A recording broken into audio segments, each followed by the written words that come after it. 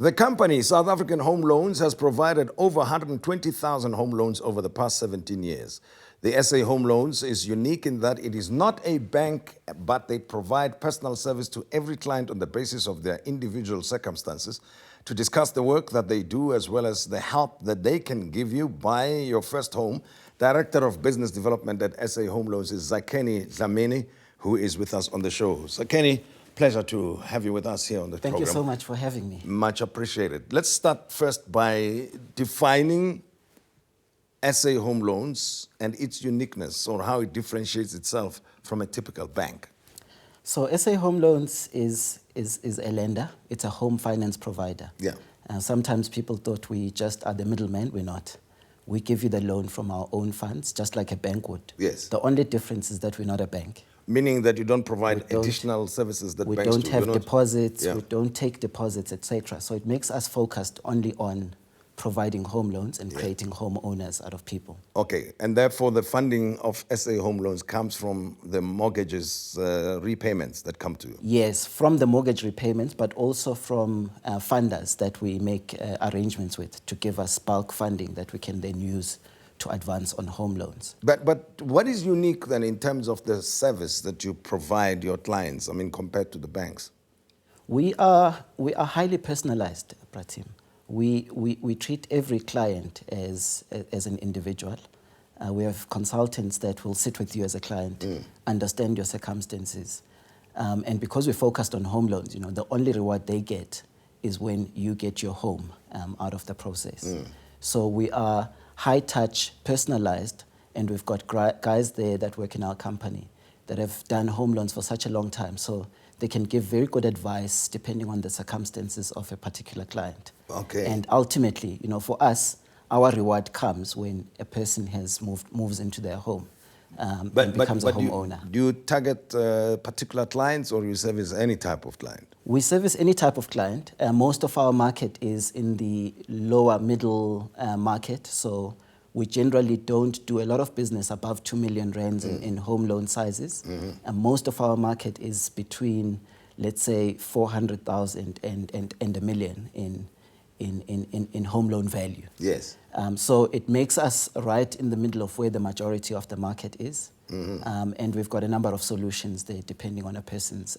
Given the size of loans that you grant, I would have thought that government works closely with yourselves in terms of government employees, especially the ones who are in the professional services, teachers, police, and nurses, and so forth. Absolutely. We've recently announced a partnership there that's targeted directly at government employees. So we entered into an arrangement, a funding arrangement with the Government Employee Pension Fund, where they gave us a funding facility that we could only use towards government employees. And we also then entered a partnership with the Government Employee Housing Scheme to be able to talk to government employees and communicate, educate, and inform through government platforms. So the combination of those two channels, that partnership, has resulted in us now doing a lot more home loans to government employees. But 120,000 is a commendable number, or it could have been more, I think. Absolutely, if over 17 years. Yeah. So how come you haven't really generated that much business? It really comes down to give home loans, someone needs to finance them. Yes. And our major disadvantage, if I can call it that, is that we don't have consumer deposits to use to lend on home loans. Yeah. So for each home loan that we lend, we go and borrow money, for example, from the Government Employee Pension Fund, and then we can advance the home loan. Or we go to capital markets, to institutional investors to ask for those funds and to lend. But for somebody who wants a loan from you, I mean, what is the engagement like? How do you go? Because one of the things about the banks is that you will already have had a relationship with them by placing deposits with them or having borrowed for other things and you transacting all on a regular basis with the bank. So they are the first port of call. Yes. But assuming you want to operate outside of the bank, what do you do to get in touch with SA Home Loans? It's as simple as a phone call to get hold of us. When you phone us, whether you phone the nearest branch to where you work or where you live, or whether you phone our national call center, the day that you phone us, we take it from there. We'll start with working through where you are, what you're trying to achieve, and then run through the whole process to get you up to a point of saying, do you have home loan approval or not? We do also work through estate agencies, etc. They'll refer people to us. But generally, we advise consumers, if you're in the process of buying a house, give us a call and ask us, what could I get SA Home Loans? What should I be budgeting, etc. And we'll have that conversation with you so that by the time you go shopping for a new place, you already have an idea of where your affordability lies. And that process also helps in the case where maybe there's something in your credit profile that's not 100% right.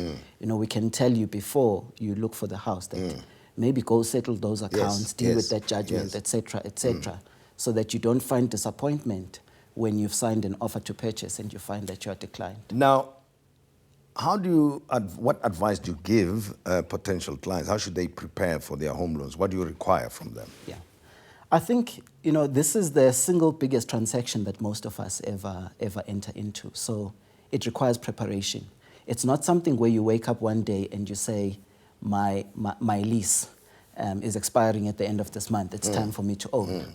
You need to give yourself a few months. Sometimes it can even take a year where you say, I now want to be a homeowner. Where am I going to own? Why? I need to look at where I live, where maybe there are schools, where I work, and come up with an area where I think it's ideal for me to live. That takes time. You don't just stumble upon that. You then also need to prepare for funds to use as a deposit towards that place, and also for things like furniture and things like that. So you need to be saving in the run-up to you entering into that transaction.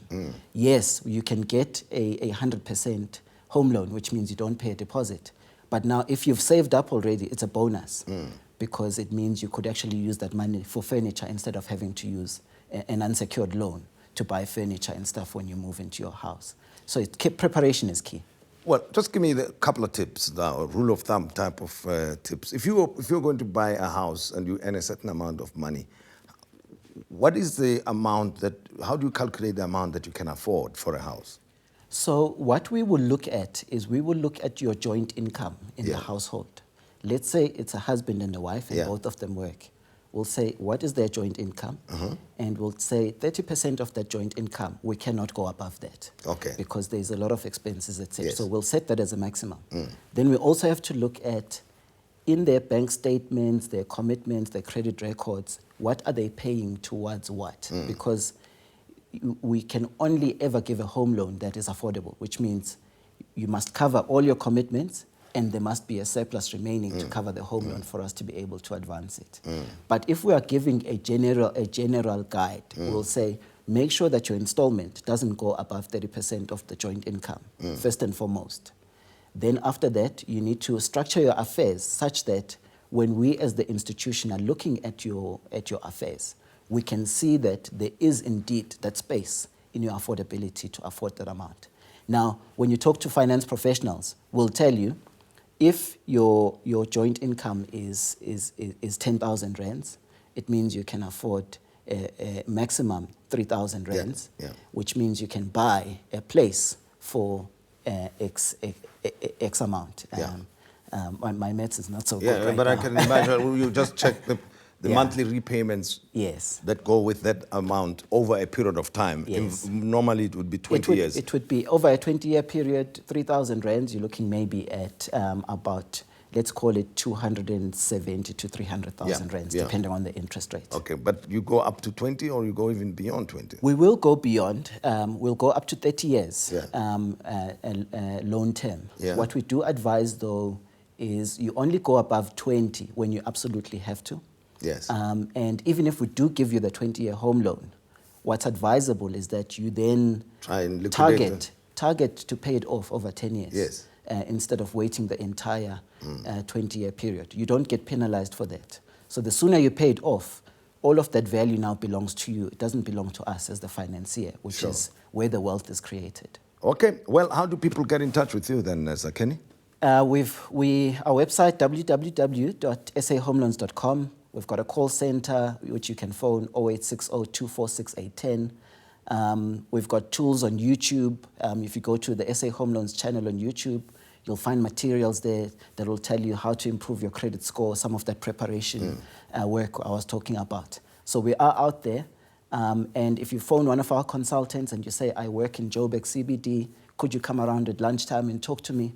We are more than happy to do that. Zakheni Dlamini, thank you very much for talking to us. Thank you very much, Bertie. And he's the executive responsible for business development at SA Home Loans. Zakheni, much appreciated.